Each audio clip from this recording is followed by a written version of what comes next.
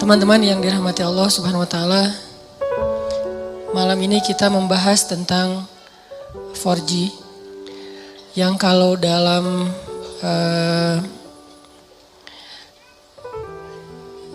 handphone kita atau smartphone kita itu salah satu akses agar kita lebih cepat dalam mendownload atau dalam menjalankan aplikasi di handphone kita. Apalagi kita yang sering buka YouTube atau punya beberapa aplikasi-aplikasi yang memang butuh daya akses internet yang tinggi, itu dijadikan sebagai analogi tentang gimana cara kita membangun hubungan dengan Allah Subhanahu wa taala supaya ketika kita berdoa itu cepat diijabah oleh Allah. Supaya ketika kita ada masalah cepat dapat pertolongan dari Allah. Supaya ketika kita dalam kesulitan Allah segera menurunkan keajaiban dan jalan keluar. Dianalogikan dengan 4G. Dalam bahasa lain tuh bisa dibilang ini adalah wasilah. Gimana cara membangun wasilah antara kita kepada Allah Subhanahu wa taala sehingga aksesnya cepat. Sehingga loadingnya cepat. Makin berat masalah kita bukan semakin lambat loadingnya, harusnya semakin cepat. Karena ketika masalah kita berat kan kita butuh pertolongan lebih segera ya. Gak bisa ditunda. Nah, gimana cara membangun wasilah atau akses itu kepada Allah Subhanahu wa taala bahkan lebih daripada 4G. Sebelum itu saya pengen nyampein beberapa contoh kisah orang yang punya 4G ke Allah, yang punya wasilah yang bagus kepada Allah Subhanahu wa taala sehingga ketika mereka butuh Allah, Allah segera menurunkan pertolongan dan keajaiban dalam hidup mereka.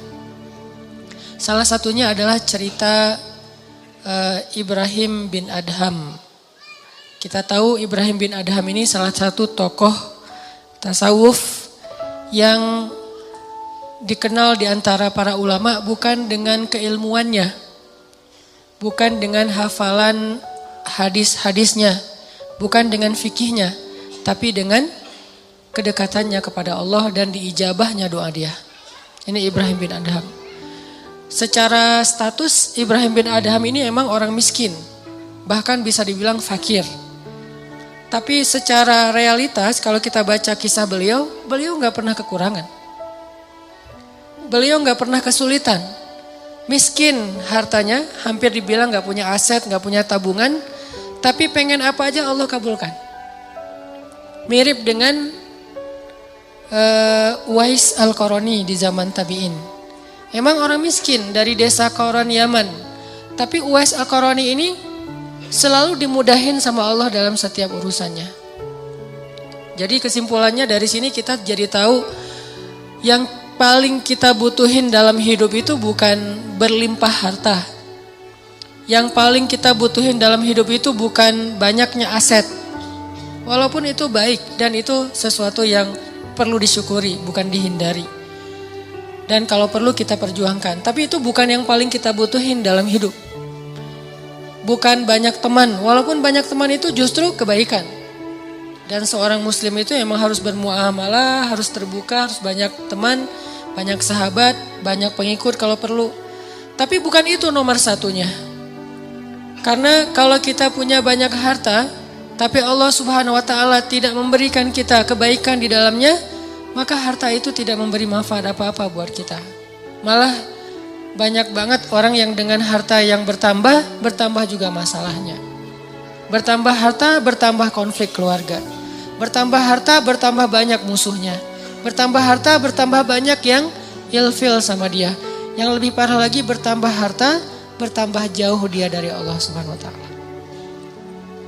Jadi ada dua kondisi nih. Ada orang yang minta harta karena dia salah paham, dia pikir kalau banyak harta itu hidupnya jadi mudah. Tapi biasanya kalau dia nggak hati-hati dengan bertambah harta, dia bertambah jauh dari Allah karena mulai lalai. Kalau tadi ketika hartanya sedikit, dia nggak bisa lalai. Kenapa? Nggak ada fasilitas, nggak ada modal. Mau lalai gimana? Mau jalan nggak punya modal, akhirnya di rumah aja. Mau entertain diri nggak punya modal, akhirnya entertain biasa-biasa aja di rumah. Paling minum teh di belakang sambil ngelihat anak-anak main, itu entertain dia karena nggak cukup modal. Tapi buat yang udah modalnya lebih kan nggak cukup entertainnya cuma minum teh kan. Buat orang yang punya harta lebih, masa kita malam mingguan cuma minum teh? Masa kita lagi liburan cuma di dalam kota aja gak kemana-mana? Kenapa? Karena dia ngerasa bisa ngelakuin yang lebih dari itu. Sehingga dengan tambah harta, kalau gak hati-hati malah tambah jauh dari Allah. Dia mengentertain dirinya, dia mulai melakukan hal-hal yang sia-sia. Dia mulai mengeluarkan hartanya di jalan-jalan yang bukan Allah ridhoi, sampai mulai judi segala macam kan. Karena ngerasa dia punya uang dan tidak masalah kalau rugi-rugi dikit lah, orang tabungan saya masih banyak. Mulailah dia ke Singapura, ke Hong Kong, ke tempat-tempat yang walaupun bukan ke kotanya yang kita permasalahin, ke beberapa spot atau tempatnya. Ini dia minta harta banyak nih.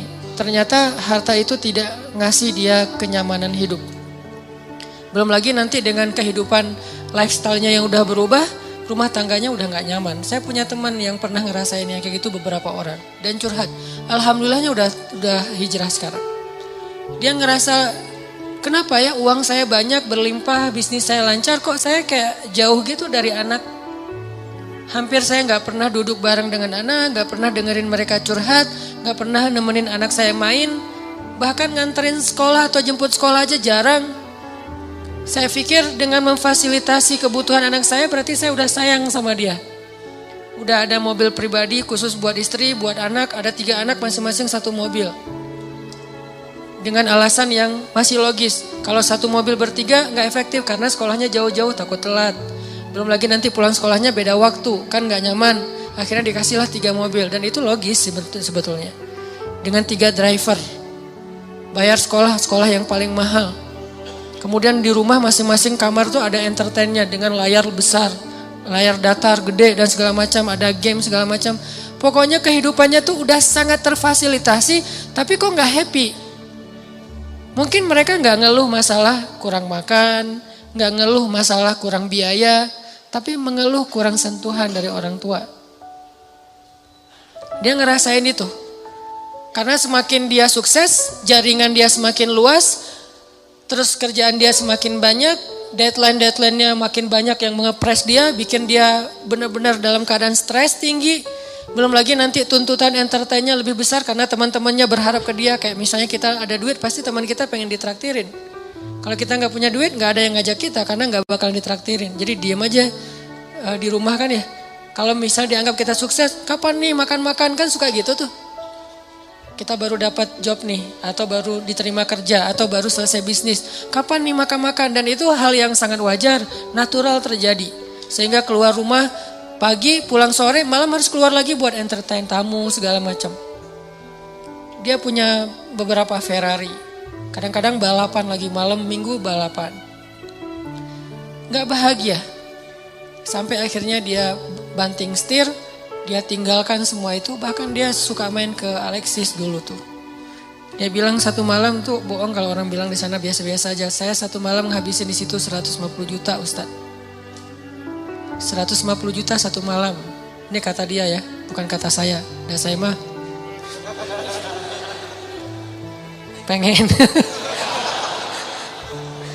pengen berdakwah, curiga aja. Enggak lah. Niatnya berdakwah, pulang nauzubillah gitu. Dia 150 juta semalam menghabiskan di sana. Dan dia tahu beberapa orang tamu-tamunya yang dibawa ke sana tuh. Jadi wajar kalau uang ratusan juta juga gak cukup, buat entertain aja udah sekian. Belum lagi yang istrinya, yang tas Hermes-nya berapa sekali beli, sekali belanja. Belum lagi nanti biasanya kebutuhan mereka kan bertambah sesuai dengan kemampuan ya. Kayak misalnya tadinya kalau masih kemampuannya terbatas, naiknya motor bebek yang ngisi bensinnya paling Pertalite. Dan itu juga berapa sih sebulan gitu kan. Kalau udah yang cc-nya 4.000 mobil, belum lagi motornya, dari pajaknya aja udah beda. Dari servisnya aja udah beda. Pasti drivernya beda, harga driver mobil Avanza sama driver yang udah pakai mobil-mobil mewah tertentu, pasti beda harganya. Berarti bertambah kebutuhan bulanannya nih. Belum lagi mereka kalau mau tadi entertain itu udah beda seleranya. Kalau misalnya duit udah banyak, udah gak mau lagi jalan-jalannya dalam negeri dong. Minimal Singapura. Lagian kadang-kadang udah sampai ada kesan, bosan ke Singapura. Ke Singapura bosan. Kemana tuh? Ke Jepang? Bosan. Kemana? Ke Hong Kong? Bosan juga. Jadi banyak kota, banyak negara udah bosan. Maunya entah ke kutub atau ke planet lain gitu. Saking banyaknya duit. Dan itu natural terjadi loh. Pasti kayak gitu. Gak usah jauh-jauh, kita aja kadang ngerasain walaupun bukan masalah bab luar negeri ya. Kayak misalnya tadinya jajan di warung juga udah cukup. Ketika nambah uang harus di mall. Yang tadinya beli baju tuh cuman di pasar Andir juga cukup. Sekarang harus ke PVJ, ke TSB. Kenapa beda? Karena kemampuannya udah bertambah, jadi seleranya juga nambah. Rasa-rasanya pakai baju yang gak ada brand itu kayak malu gitu. Ketika kita udah punya kemampuan lebih, semuanya harus branded. Kehitung aja dari ujung kepala sampai ujung kakinya tuh berapa juta. Satu ini aja udah, kadang sepatu di rumahnya tuh sampai beberapa lusin. Ada yang udah sampai lupa, saya punya sepatu itu ya, sampai kayak gitu. Artinya ini kalau Allah kasih harta doang, bukan harta doang ya. Karena kalau harta masih ada kalimat berkah, baik. Jadi jangan menjudge orang kaya, bukan. Kalau cuman harta doang, ini kondisinya kayak gitu. Satu lagi kondisinya gak dikasih harta, tapi Allah kasih sayang Allah. Allah kasih perhatian Allah. Allah bikin dia jadi preferred hamba. Jadi VIP. Dia mungkin gak punya harta, tapi ketika dia butuh ada aja. Allah ngasih dia kebaikan sesuai dengan kebutuhan dia. Ya Allah, saya udah lama nih ngontrak pengen punya rumah sendiri. Tiba-tiba Allah mudahin rezekinya, bisa beli. Udah gitu normal lagi rezekinya. Ya Allah, kayaknya saya butuh kendaraan biar lebih nyaman dalam beraktivitas. Biar lebih nyaman saya ngelakuin kegiatan-kegiatan sosial. Biar lebih nyaman saya berdakwah kalau dia seorang dai. Allah kasih harta, beli mobil sesuai dengan kebutuhan dia, akhirnya normal lagi. Jadi grafiknya itu sesuai kebutuhan. Bukan naik, dia gak butuh dan itu bahaya. Dia grafik rezekinya naik, sementara gak berbanding lurus dengan kebutuhan, itu malah jadi bahaya. Akhirnya larinya kemana? Ke entertain. Kalau grafik rezekinya naik sesuai kebutuhan, itu akan istilahnya berkah, bermanfaat banget. Kayak misalnya tiba-tiba dia dikasih rezeki karena emang bentar lagi anaknya mau sakit. Sebelumnya Allah udah siapin. Tiba-tiba dapat beberapa usaha, proyek dan segala macam, dapat untung anaknya sakit. Jangan langsung suudzon sama Allah. Kayaknya nggak bisa nih saya dapat uang sedikit langsung dikasih ujian. Bukan. Allah kasih rezeki itu karena Allah udah tahu anak kita mau sakit. Disiapin dulu.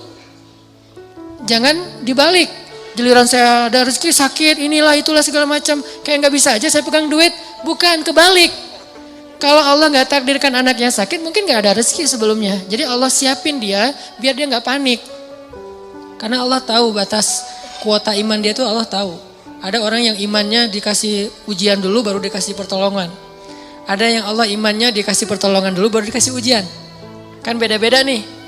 Nah kita nggak tahu. Kadang kita ngerasain disiapin dulu sama Allah baru dikasih ujian. Kadang-kadang juga dikasih ujian dulu baru dikasih pertolongan. Kadang-kadang nggak dikasih ujian aja ngeluh. Nah ini lebih parah lagi nih. Nah kadang kondisinya kayak tadi, kita disiapin dulu sama Allah, dimudahin dulu urusan-urusan kita, dilancarkan dulu rezeki kita, baru dikasih ujian. Kenapa kok tetap dikasih ujian? Karena Allah pengen ngelihat kita masih believe gak sama Allah, masih keep the faith gak, masih berdoa gak kepada Allah walaupun rezeki kita udah cukup nih untuk ngatasin masalah kita. Akhirnya kita pakai rezeki itu. Dan Allah pengen nguji juga, kira-kira kita berat gak nih dengan ujian itu ketika Allah sudah memberi kita rezeki. Dapat uang misalnya baru kemarin ada project gitu dapat 100 juta. Udah gitu terjadi musibah, anak sakit, habis setengahnya 50 juta. Kita ngeluh. Aduh, kalau saya gak ada masalah pasti saya masih utuh nih 100 juta. Enggak, justru Allah Subhanahu Wa Taala ngasih kita bonus 50 juta. Gara-gara Allah pengen ngasih kita ujian. Kalau gak ada ujian mungkin 50 juta, 100 juta sama sekali gak ada, nol. hanya kebutuhan harian kita doang. Kenapa nggak berbaik sangka kayak gitu kepada Allah? Sama kayak tadi, misalnya saya pernah mobil saya keserempet. Orangnya zalim, marah duluan, dia curi start. Sebelum saya marah, dia marah dulu. Kebiasaan. Kalau kita kan sebelum orang marah, kita minta maaf duluan ya. Kita baik-baikan duluan, kita ketawa duluan biar nyaman nih ngomong komunikasinya. Dia enggak, dia marah duluan. Akhirnya karena dia marah duluan, dia kayak punya bergaining gitu. Akhirnya saya terpaksa bayar 1,5 juta. Gak lama, seminggu kemudian saya dapat 15 juta dari sebuah usaha. Waktu itu saya masih punya beberapa usaha. 15 juta, kadang yuaswis, datang setan nggak bisikin. Kalau kemarin gak ada masalah, udah utuh nih 16 jadi 16 juta setengah kan. Ini gara-gara kemarin ada masalah jadi pas 15 juta nggak ada tambahan. Enggak, kalau kemarin saya nggak keluarin duit 1,5 juta, maka nggak ada 15 juta. 15 juta itu reward Allah buat keikhlasan, kesabaran saya. Bukankah Allah mengganti kerugian hambanya dengan yang lebih baik? Jadi logika ke Allahnya kayak gitu. Sehingga ada hamba yang kalau kita lihat dia nggak punya aset yang berlebih, ada sih cuman nggak banyak-banyak amat, nggak punya tabungan yang kayak gimana gitu, biasa aja tabungannya, masih normal banget, bahkan sedikit riskan. Ini gimana kalau anaknya sakit nggak ada duit? Kan ada Allah. Ini bukan kata-kata pasrah ya, ini kata-kata tawakal. Beda pasrah sama tawakal. Pasrah nggak berikhtiar, tawakal tetap ikhtiar, tapi ikhtiar itu tangan, hatinya bergantung kepada Allah. Jangan sampai hati bergantung ke tangan. Jadi kalau tangan gak megang duit, hati resah. Harusnya tangan mah megang duit, megang emas, megang perak, megang apa aja. Itu gak ngaruh ke hati orang, hatinya gantungnya ke Allah. Bukankah di antara arti ikhlas itu adalah tidak ada bedanya antara emas dengan batu? Di mata orang yang beriman, tidak ada bedanya emas dengan batu. Sama di mata dia. Gak membuat dia lebih bahagia gara-gara dia pegang emas. Gak membuat dia berkeluh kesah gara-gara dia megang batu. Biasa aja. Dia manfaatkan emas, dia syukuri, dia sedekah, dia pakai untuk fasilitas dirinya, dia berikan hak-hak orang yang ada di dalamnya. Kalau dia megang batu, ya sudah, dia bersabar. Jadi nggak ngaruh buat dia, karena hatinya di langit bukan di bumi, cuman tubuhnya yang di bumi. Karena kita kan terdiri dari 2 elemen ya, ada roh, ada jasad. Roh kita berasal dari langit, jasad kita berasal dari bumi, diciptakan dari tanah, itu jasad. Tapi roh itu tiupan Allah. Sehingga harus kembali kepada fitrah masing-masing. Roh itu adanya hati. Maka hati kita harus selalu terikat dengan langit. Walaupun realitasnya tubuh kita tetap berada dan berpijak di bumi. Jangan sampai hati ikut-ikutan berpijak di bumi. Inilah yang jadi bahaya. Ketika hati kita udah berpijak di bumi, saat itu kita keluh kesah, saat itu kita kurang bersyukur, saat itu kita jadi banyak masalah. Jadi ada kayak keresahan gitu. Oh, dia asetnya pas-pasan, tabungannya sedikit. Kalau anaknya sakit gimana? Kalau dia ada masalah nanti gimana? Dia pakai apa? Ya asuransi nggak ikut segala macam. Ini kalimat-kalimat orang yang mungkin masih lebih percaya kepada fasilitas harta daripada hubungan dengan Allah. Ini saya lagi ngomongin hati ya, tidak ngomongin bab ikhtiar. Kalau bab ikhtiar, seolah-olah kita hidup selama-lamanya. Jadi terus mencari dunia. Dengan tangan, dengan kaki, dengan tenaga, dengan pikiran. Tapi hati, kita yakin semua itu ada di dalam genggaman Allah. Kalau bisa benar-benar sesuai fitrah ini, hidup kita bakalan nyaman. Mau kaya, mau biasa, mau kurang, mau cukup, mau kayak gimana aja. Benar-benar seperti kata Nabi, ajaban li amril mu'min, betapa menakjubkan orang yang beriman. In asabathu sarra syakara fakana khairallah, wa in asabathu dharra sabara fakana khairallah, wa laisa dzalika illa lil mu'min. Jadi kalau dia dikasih nikmat, dia bersyukur, itu baik. Dikasih ujian, dia bersabar, itu baik. Wa laisa dzalika li ahadin illa lil mu'min. Enggak ada yang bisa ngerasain itu kalau enggak karena dia beriman kepada Allah SWT. Jadi mau milih yang mana nih? Kalau harus milih, harta berlimpah tapi Allah enggak titipin keberkahan di dalamnya, atau pas-pasan tapi nanti kalau butuh apa-apa Allah segera kasih. Kira-kira kalau mau jujur banget kita mau pilih yang mana? Enggak ada yang ketiga, cuman begitu doang nih. Karena kalau ada yang ketiga berarti kita nggak belajar iman. Ketiga itu bonus, bukan bagian dari pilihan kita. Allah kasih. Walaupun kita selalu berharap yang terbaik kan. Harta yang banyak tapi juga Allah berkahi. Pengennya kayak gitu. Tapi itu namanya bukan ujian. Itu namanya karunia. Dan dalam karunia itu kita gak perlu bisa menunjukkan bahwa kita orang yang sabar. Gimana belajar sabar sementara hidup kita nyaman? Gimana kita mau disebut orang yang sabar? Gak ada masalah. Gimana kita mau disebut pemaaf, gak ada yang buat salah kepada kita. Gimana kita mau disebut tawakal, gak ada resiko dalam hidup kita. Terus gimana? Kalau mau disebut orang yang bertawakal, harus ada resiko dalam hidup kita. Kayak kecil-kecilan lah, belajar saya misalnya beli motor. Pak, ini mau pakai asuransi? Enggak lah. Tapi asuransinya asuransi syariat, Pak. Apa hukum asuransi syariat? Jawaban fikihnya, boleh. Kenapa enggak pakai? Saya lagi belajar tawakal. Tapi kan ikhtiar Ustaz, ikhtiarnya saya pakai gembok. Ikhtiarnya saya simpan yang aman. Tapi, dan saya nggak nyalahin orang yang pakai asuransi syariah, tapi dengan kata-kata syariah ya. Kalau asuransinya syariah, menurut saya boleh, karena ada kata syariah dan sudah ada tim ahlinya di situ secara fikih boleh segala macam. Tapi saya nggak jadi belajar tawakal menurut saya. Jadi nggak bergantung ke Allah. Jadi pas keluar jalan tuh, mobil saya kalau keserempet juga tinggal klaim. Doanya kadang-kadang lupa, sering lupa malah. Tapi kalau nggak ada asuransi, mobil baru nih, nggak ada asuransi. Bismillahirrahmanirrahim. La haula wala quwata illa billah. Subhanallazi sakharana. Ini untuk saya ya. Ini bukan fatwa. Ini lebih ke semangat saya pribadi. Dan itu berasa banget. Dan ternyata benar, doa itu ajaib banget. Udah baca doa masih kecelakaan, kan diganti nanti seminggu kemudian. Kenapa kita harus suudzon sama Allah? Gak ada ruang buat suudzon kepada Allah. Gak ada ruang. Kalau kita mukmin, gak ada sia-sia kita baca doa. Udah baca doa masih kecelakaan. Enggak. Tetap aja ada alasan-alasan hikmah yang bikin kita tetap ridho dengan ketentuan Allah. Dan tetap melanjutkan kebaikan itu. Enggak jadi pundung. Saya gak mau doa lagi ternyata gak ngaruh. Mending saya pakai asuransi aja. Enggak. Kalau mau pakai asuransi silakan. Tapi doa jangan berkurang. Kalau gara-gara asuransi doa berkurang, tinggalkan asuransi. Tapi kalau dengan asuransi doa tidak berkurang, lanjutkan. Cuman kalau saya pribadi sampai saat ini belum dapat hidayah. Belum. Rumah, kendaraan, sekolah, kesehatan. Ya nanti kalau saya butuh, ya Allah saya lagi butuh nih, Allah kasih. Dan itu sering banget dibuktikan oleh Allah SWT. Sehingga saya kayak sering senyum ke langit. Masya Allah ya benar ya, Allah tuh kalau prasangka kita baik itu Allah juga baik ke kita. Jadi kayak tenang aja, butuh apa ya sekarang, ya udah ya Allah pengen kayak gini, Allah kasih. Dan ajaib banget caranya. Kenapa? Karena kita juga pengen caper-caperan ke Allah cara-cara iman yang ajaib. Begitu kita tunjukin, kita display, kita ngeposting iman-iman kita yang ajaib lewat kata-kata yang captionnya yang keren-keren, hasbunallah wa ni'mal wakil, la haula wala quwata illa billah. Apalagi nanti postingan-postingannya activity kita emang benar-benar ajaib, ngambil resiko di jalan Allah. Wah, Allah bukan cuma nge-like, nge-repost ke teman-teman, ke makhluk-makhluknya gitu.